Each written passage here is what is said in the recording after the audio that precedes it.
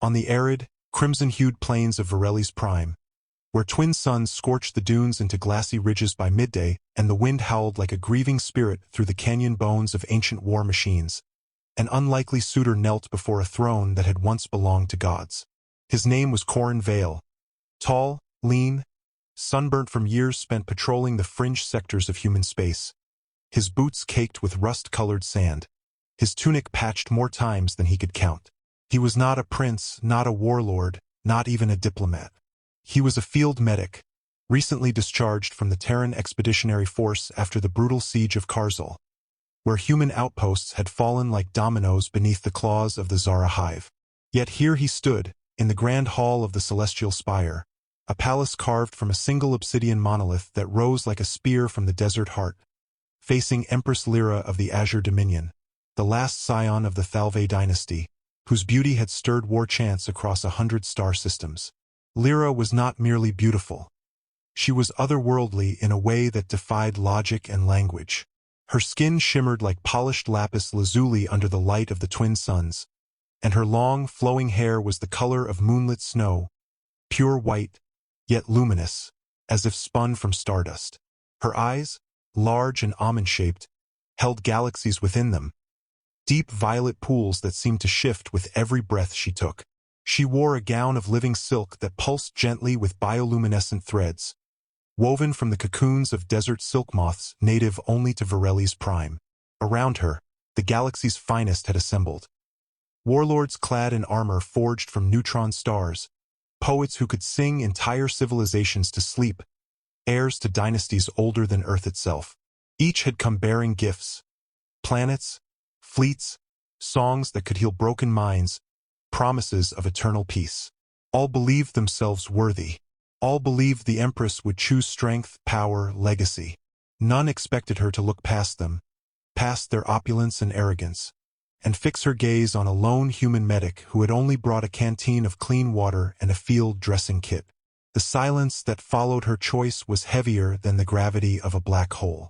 One moment, the grand hall had buzzed with the hum of alien tongues, the clinking of ceremonial blades, the soft chime of crystalline adornments.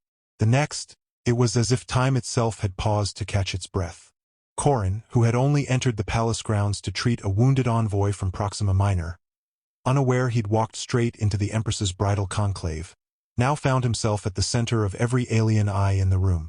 He blinked, confused, sand still clinging to his stubble. "Me?" he asked, voice rough from the desert wind. Lyra did not smile, but something softer than a smile played at the corners of her lips. She stepped down from her throne, her bare feet barely making a sound on the polished obsidian floor, and took his hand in hers. Her touch was cool, like morning dew on metal. "You?" she said, voice low and resonant, like wind through crystal chimes. "You are the one." No one moved. No one spoke. Even the ever-present desert wind seemed to hold its breath outside the palace walls. Among the assembled suitors, Lord Vrak of the Iron Maw, a hulking reptilian warlord with scales like molten bronze, snorted, his nostrils flaring. "A human?" he spat, as though the word were a disease. "A species barely out of its gravity well, still playing with fire and metal while the rest of us navigate wormholes and rewrite time?" Others murmured in agreement, their disdain palpable. But Lyra turned slowly, her white hair catching the amber light from the high-arched windows, and said only, "He saved my life when no one else would come close." That was all she offered. But for those who knew the history of the siege of Karzul, it was more than enough. 3 cycles earlier, during the final siege, Lyra had been gravely wounded while defending a refugee convoy from a Zara ambush. A bioplasma lance had torn through her left side, and her royal guard had been annihilated within moments. She lay half-buried in the sand, bleeding azure ichor that steamed in the heat, her body failing. The Zara swarmed, their chitinous limbs clicking, their hive minds screaming for her death. No ally responded to her distress call. No one dared approach the Karzul wastes, not with the Zara swarming like locusts, not with the atmosphere laced with neural toxins. But Corin Vale, stationed at Outpost Theta 9, a crumbling human encampment 50 clicks east, heard the faint distress ping on his comms. He'd just lost half his unit to a surprise raid. He was exhausted, wounded himself, and low on supplies. By all logic, he should have stayed put. But logic had never been Corrin's compass. Compassion was. He rode out alone on a battered skimmer, armed with nothing but a pulse pistol, a trauma kit, and stubbornness thicker than Durasteel. He found her just as the Zara were closing in. He didn't hesitate. He fired, reloaded, fired again, dragging her into cover even as plasma bolts seared the air around them. He applied coagulant foam to her wound, stabilized her spine, whispered reassurances in broken Thalve, a language he'd picked up from old xenolinguistics tapes, just to keep her conscious. For 3 days, he carried her across scorched dunes and through canyons that sang with ghost winds, rationing water, sharing his last nutrient bar, shielding her from sandstorms with his own body. He didn't know who she was, not at first. He thought she was a scout, maybe a diplomat. Only when her royal insignia flickered back to life did he realize he'd just risked his life for the most powerful being in the sector. And even then, he didn't treat her like a queen. He treated her like a person, like someone worth saving. It was that, his quiet decency, his refusal to see her as a symbol or a prize, that had rooted itself in Lyra's heart. While others saw her as a prize to be won, a dynasty to be merged with, Corrin had seen her as herself. And that, in a galaxy drowning in ambition and vanity, was rarer than a stable wormhole. Now, back in the Grand Hall, the silence broke like a dam. Outraged protests erupted. Lord Vrak slammed his fist on the floor, cracking the obsidian. This is an insult to the Dominion, to the galaxy. A human cannot sire heirs to the Azure throne. Another suitor, Prince Zuen of the Lumari Concord, stepped forward, tall, elegant, his skin pearlescent, his voice like liquid silver. Empress, with all due reverence, consider the implications. Humans are fragile. Their lifespans are brief. Their biology incompatible with ours. What future could you possibly build with such impermanence? Lyra's gaze did not waver. You speak of biology, she said, but not of soul. Corrin Vale carries more honor in his little finger than all your war fleets combined. Then she turned to Corrin, her violet eyes searching his. Do you accept my hand, Corrin Vale of Earth? He swallowed. This was madness. He was a medic, not a consort. He'd never worn silk, never dined on ambrosia fruit, never stood before a galactic court. He'd patched shrapnel wounds in mud huts, shared rations with grunts who never saw their next sunrise, and cried alone in the dark after losing friends to the Zara swarms. Marriage? To an alien queen? It sounded like the plot of a bad holodrama. But then he remembered her voice in the desert, weak but determined, whispering, "Don't leave me." He remembered how she'd gripped his hand like he was her only tether to life. And he remembered the way she looked at him now. Not with pity, not with obligation, but with something terrifyingly close to love. "I do," he said, voice steadier than he felt. The moment the words left his lips, the ceiling trembled. Not from emotion but from real physical force. An explosion rocked the eastern wing of the palace. Alarms blared in harmonic Thalve tones, signaling breach. The Grand Hall's energy shields flickered. Outside, the desert sky darkened. Not with storm clouds, but with dropships. Zara dropships. Howling, chittering, descending like locusts upon a ripe field. Panic erupted. Suitors scrambled for weapons or exits. Lyra's personal guard, the Obsidian Sentinels, materialized from wall alcoves, their plasma lances humming to life. Lyra's expression hardened into that of a warrior empress. "They've come for me," she said grimly. "They know I've chosen a consort. They intend to end the Thalve line before it can continue." Corrin didn't hesitate. He unslung the medkit from his back, opened it, and pulled out a compact pulse rifle hidden beneath bandages, a habit from his days on the front lines. "Then I guess we're getting married in a war zone," he said, offering her a wry smile. To his surprise, she laughed, a sound like starlight breaking through clouds. "Just like our first meeting," she said, drawing a slender blade from her sleeve, its edge glowing with contained antimatter. What followed was chaos. The Zara poured into the palace like a black tide, their exoskeletons glistening, their mandibles dripping acid. Corrin moved with the precision of a man who'd survived hell before. He fired, ducked, reloaded, using pillars and banquet tables as cover. He didn't fight to kill, he fought to protect. He dragged wounded diplomats to safety, tossed medgel to injured sentinels, even used a shattered chandelier to impale a Zara scout. Lyra fought like a storm given form, her blade a blur, her every movement fluid and lethal. But the Zara were endless. And worse, they had brought a brood queen this time, a towering monstrosity that pulsed with psychic venom, capable of shattering minds with a scream. Just as the brood queen breached the inner sanctum, Corrin did something no one expected. He didn't fire.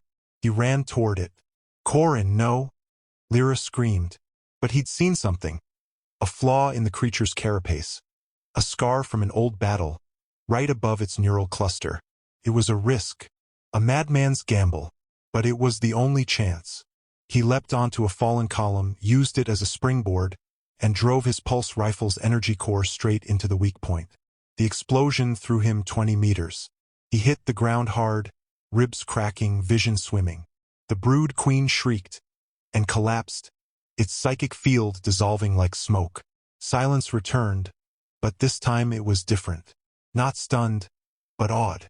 The remaining Zara, leaderless and disoriented, retreated into the dunes. The palace stood, battered but unbroken. Corrin lay on the floor, coughing blood, his tunic torn, his face streaked with soot and sand.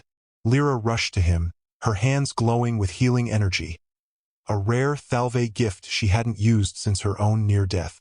"You idiot!" she whispered, tears glistening in her violet eyes. "You could have died." He managed a weak grin. "Wouldn't be the first time you saved my life," he rasped. In the days that followed, the galaxy changed. Word spread not just of the Empress's choice, but of the human who had faced a brood queen barehanded and lived. Suitors who had scoffed now bowed their heads in respect. Lord Vrak, humbled, offered his fleet as a wedding gift. Prince Ziwayan composed a sonnet in Corrin's honor, titled, "The Man Who Walked into Fire." Even the Zara hive fell silent, their aggression tempered by fear of the human who had slain their queen. The wedding was held not in the grand hall, but on the highest dune overlooking the celestial spire, a place where wind and sky met in endless union. Corrin wore a simple tunic of desert-woven cotton, Lyra a gown of living silk that shimmered under the twin suns. There were no grand declarations, no political treaties signed in blood. Just two souls, different in every way, species, lifespan, history, yet bound by something deeper than biology. When Lyra kissed him, the desert stilled. Even the wind paused to watch. Life afterward was not without challenges. Corrin struggled with court etiquette. He once mistook a ceremonial serpent for a decorative rug and tried to vacuum it. Lyra, in turn, learned to enjoy earth music. She adored old jazz, and earth food, though she still couldn't stomach coffee. They argued over star charts, over child-rearing theories, over whether their future children would inherit her bioluminescence or his stubbornness. But through it all, they laughed. They built. They healed a galaxy still scarred by war, not with fleets or decrees, but with kindness, opening refugee camps on Varelli's Prime, founding interspecies medical academies, ensuring no one was left behind in the sand again. Years passed. Children came, 3 of them, each a miracle of biology and love. The eldest, Kira, had Lyra's violet eyes and Corrin's sarcasm. The twins, Moreau and Scylla, shimmered with faint blue skin and loved building sandcastles that defied gravity. Corrin, now with streaks of gray in his hair, still carried his medkit everywhere, even to royal banquets, just in case. Lyra, ever radiant, never lost her awe at his quiet strength. And on quiet nights, when the twin suns dipped below the horizon and the stars spilled across the desert sky like scattered diamonds, they would sit on their balcony, hands entwined, watching their children chase fireflies that glowed in Thalve blue. The galaxy had once competed to marry a queen, but in the end, It was the man who never asked for her hand, who simply offered his own, that won not just her throne, but her heart, and in doing so helped stitch a broken universe back together, one act of kindness at a time. Peace, as Corrin often said while patching up a rookie grunt's shrapnel wound, was never the end of the story. It was just the quiet breath between battles. And that breath, on Varelli's prime, was shorter than anyone expected. 5 years after the wedding, during the Festival of Twin Moons, a celebration marking the convergence of Varelli's two pale satellites, strange tremors began shaking the desert. Not the usual tectonic grumbles or sand quakes, but rhythmic, deliberate pulses, as if something vast were stirring beneath the crust. Then came the dreams. Citizens across the Dominion reported visions of a slumbering god, wrapped in chains of starlight, whispering promises of cleansing fire and pure blood. Lyra had them too. She'd wake gasping, her white hair damp with sweat, her hands clutching her chest as though her heart were being pulled toward the planet's core. Corrin, ever watchful, noticed the dark circles under her eyes, the way she flinched at sudden silences. He didn't press. He simply brewed her tea earth chamomile mixed with Thalve moonblossom, and sat beside her until dawn. But the real twist came not from the ground, but from the stars. A cloaked vessel, bearing no registry, no transponder, no known design, descended silently over the celestial spire one midnight. It hovered like a ghost, then opened a single hatch. Out stepped a woman, tall, elegant, her skin the same deep blue as Lyra's, her hair white as snow, her eyes violet and burning with quiet fury. She wore no armor, only a flowing robe stitched with ancient glyphs. The obsidian sentinels raised their lances, but she raised a single hand, and every weapon in the courtyard deactivated, as if time itself had paused. "I am Valyra," she announced, her voice echoing with unnatural resonance. "Daughter of the first queen, sister to the last." Lyra froze. The court gasped. Even Corrin, who had faced Zara brood queens and plasma storms without blinking, felt ice slide down his spine. Valyra was supposed to be dead. History recorded her execution 3 centuries ago for attempting to awaken the world core, a forbidden entity buried beneath Varelli's prime, said to be the last remnant of a pre-Thalve god race. She'd been branded a heretic, erased from records, her name spoken only in whispers. Yet here she stood, impossibly preserved, eyes blazing with righteous fury. "You have dishonored our bloodline," Valyra said, her gaze locking onto Corrin. "You have diluted the purity of the Thalve throne with mortal flesh. The core stirs because of your weakness, Lyra. It senses the taint." Lyra stepped forward, shielding Corrin with her body. "My bloodline is mine to choose, and Corrin is not taint. He is my heart." Valyra's lips curled into a smile devoid of warmth. "Then let the core decide." She raised both hands. The ground split open. From the chasm rose tendrils of obsidian energy, coiling like serpents, humming with a frequency that made teeth ache and eyes bleed. The world core, the myth, the nightmare was real, and it was awake. Panic erupted. Nobles fled. The children were whisked away by palace guards. Corrin grabbed Lyra's arm. "We need to get to the spire's core vault. If we can stabilize the planetary harmonics."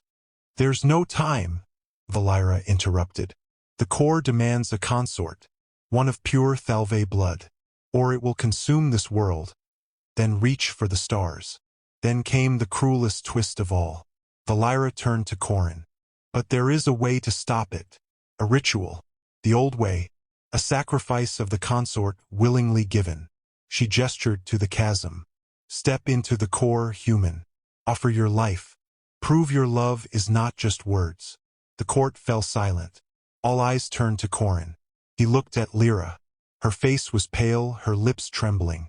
Their children, Kira, Moreau, Scylla, watched from a balcony, eyes wide with terror. He thought of Earth, of dusty medbays and dying soldiers, of the moment he'd pulled Lyra from the sand and refused to let her die. He thought of bedtime stories in 2 languages, of laughter over burnt synth pies, of holding her while she cried over lost ancestors. He took a step forward. "No!" Lyra screamed, grabbing his arm. There's another way. There has to be. But Valira only smiled. The old blood knows the truth. Love is sacrifice. Or it is nothing. Just as Corrin was about to speak, a voice rang out from the palace gates. Small, sharp, furious. Wait! Kira, their eldest, pushed past the guards. Her blue-tinged skin glowing faintly, her eyes blazing with inherited fire. Behind her, Moreau and Silas stood hand in hand, their twin auras pulsing in sync. You don't understand, Kira said, her voice shaking but clear. The core isn't angry because of Dad. It's angry because you locked it away. Grandmother's journals say the core isn't a weapon. It's a guardian. It protects the planet's memory. But Valira tried to control it. She broke its heart. Lyra gasped. The journals? I thought they were destroyed. They're in the library, Kira said. I've been reading them. The core doesn't want sacrifice. It wants recognition. It wants to be seen, not used. Valira's face twisted in rage. Child, you know nothing. But Kira stepped to the edge of the chasm, raised her small hands, and began to sing. Not a war chant, not a hymn of power. A lullaby, one Corrin had sung to her when she was 3, about a lonely star that found a moon to dance with. Simple, human, full of longing and hope. To everyone's astonishment, the core's tendrils slowed. The humming softened. The violent tremors stilled. Lyra, understanding dawning in her eyes, joined her daughter. She sang in Thalve, weaving the ancient tongue around the human melody. Moreau and Sila added their voices, their twin harmonies resonating with the planet's natural frequency. And then Corrin, hoarse, off-key, but full of love, sang too. The core pulsed once, gently, like a heartbeat syncing with theirs. Then, with a sigh like 1,000 winds, it withdrew. The chasm closed. The sky cleared. Valira stared, stunned. Impossible. The ritual. It was written.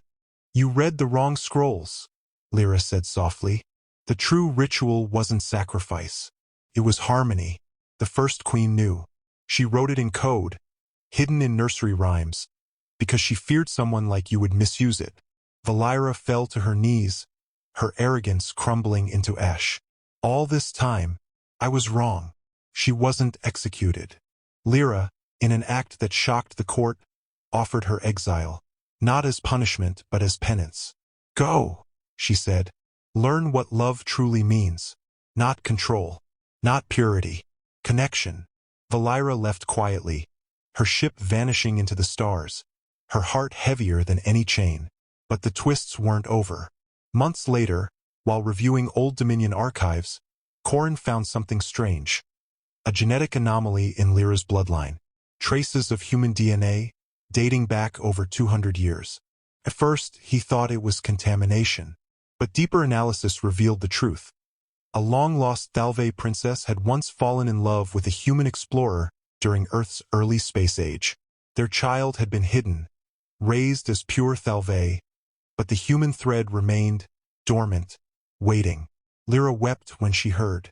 We were never incompatible, she whispered. Our blood has been mingling longer than we knew. Corrin held her close.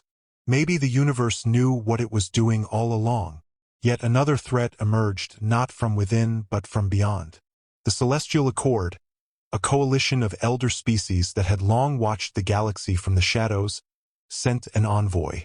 Grand Arbiter Enthos, a being of shifting light and countless eyes, arrived with a grim message. The union of human and Thalve had triggered an ancient prophecy. The starborn convergence had begun. A cosmic alignment that would either birth a new era of unity or collapse reality into chaos. You have one solar cycle, Enthos intoned, voices overlapping like chimes in a storm. Either produce an heir who can channel both bloodlines, or the Accord will sever your world from spacetime to contain the anomaly. Lyra was already with child. This time, the pregnancy was different. The child's presence warped local gravity. Flowers bloomed in winter. Sand turned to glass without heat. Corrin, now serving as both royal consort and chief medical advisor, monitored every fluctuation with a mix of terror and wonder. When the time came, Lyra gave birth not in the palace infirmary, but in the heart of the desert, under the twin suns. The child, a girl, emerged glowing, her skin a soft cerulean, her hair silver white but threaded with strands of black. Her first cry sent ripples through the atmosphere, calming a sandstorm 100 kilometers away. They named her Erin. On her first breath, the Celestial Accord's ships appeared in orbit. Enthos descended once more. He looked at Erin, floating gently in a cradle of woven light, and bowed his countless heads. "The convergence is complete," he said.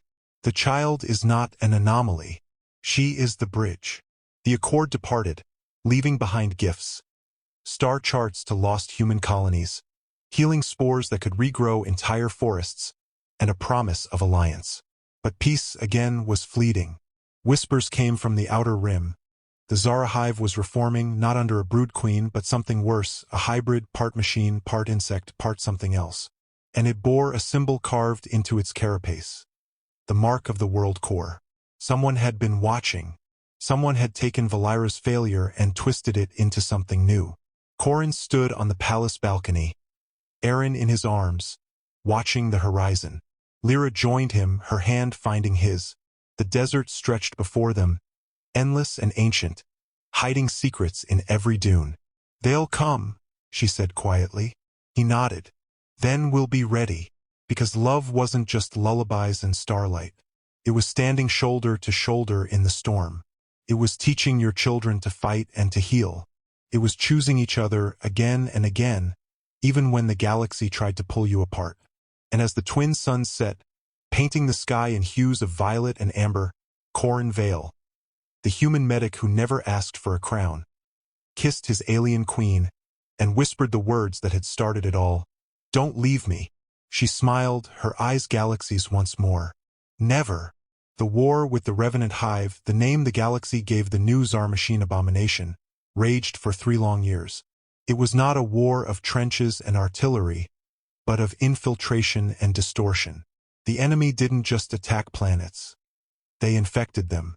Entire worlds awoke to find their flora twisted into metallic thorns, their oceans humming with hive code, their skies choked with drones that whispered lies in the voices of lost loved ones. The Celestial Accord faltered. Old alliances shattered. Even the Iron Maw surrendered, their proud warlords reduced to hollow-eyed puppets singing praise to the core-born queen. But Varelli's prime held. Not because of its shields or its fleets, though both were formidable, but because of something far quieter, far stronger: family. Corin, now a seasoned strategist as much as a healer, turned the palace medical wing into a war room. Lyra, drawing on ancestral memories unlocked by Erin's birth, reactivated ancient Thalve defense matrices buried beneath the dunes, crystalline lattices that resonated with planetary harmony. Kira, barely 10 but already sharp-eyed and fearless, learned to hack enemy signals using melodies, turning their own psychic broadcasts against them. The twins, Moreau and Scylla, discovered they could manipulate gravitational fields in unison, a gift that allowed them to shield refugee ships or collapse drone swarms into miniature singularities.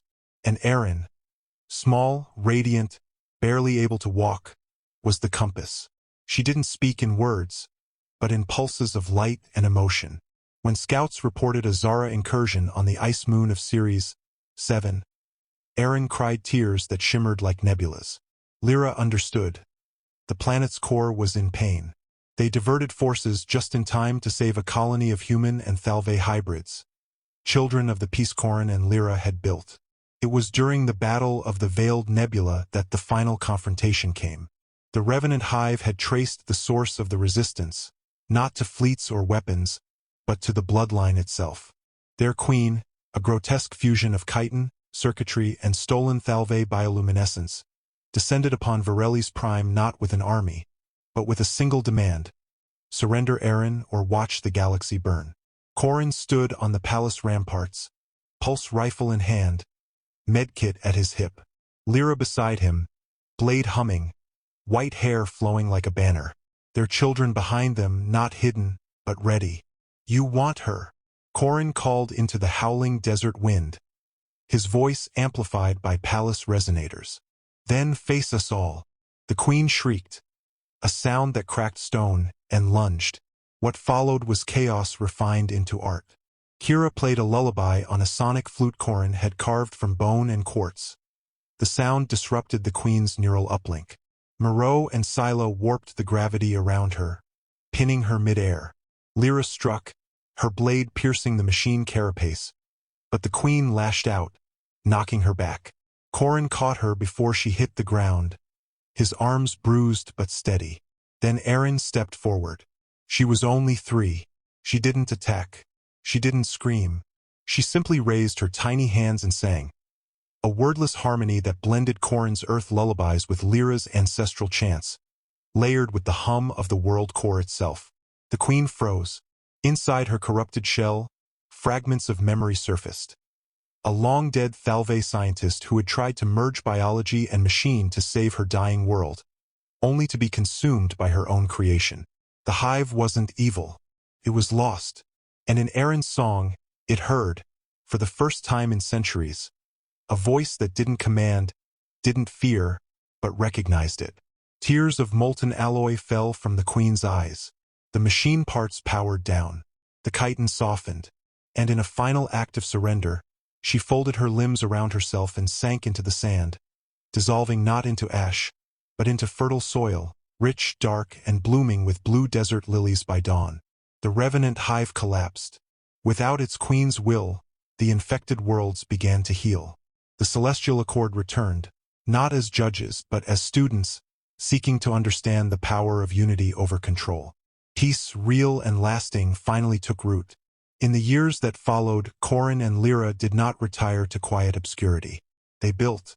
Together, they founded the Nexus Academy on Varellis Prime, a school where human children learned Thalve starweaving, where alien diplomats studied Earth poetry, where biologists and poets and engineers collaborated not for profit but for wonder. Corrin taught field medicine, always emphasizing that healing began with seeing the person, not the species. Lyra taught history, stressing that every war began with forgetting someone's humanity or alienity. Their children grew into legends in their own right. Kira became the galaxy's first interspecies diplomat, negotiating peace between warring nebula states with nothing but tea and tact.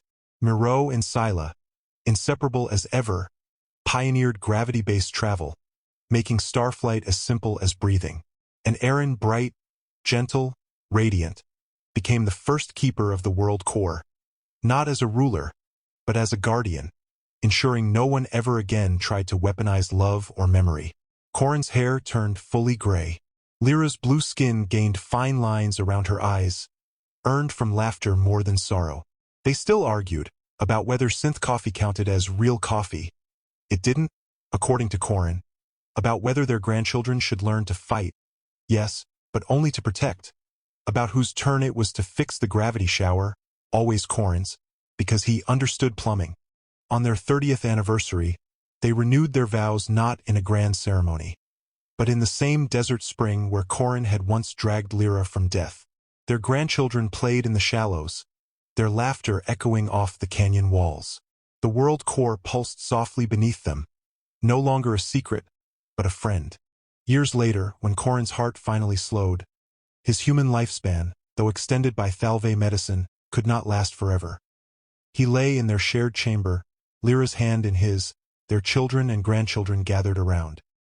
He looked at her, at the woman who had chosen him when the galaxy offered her empires, and smiled.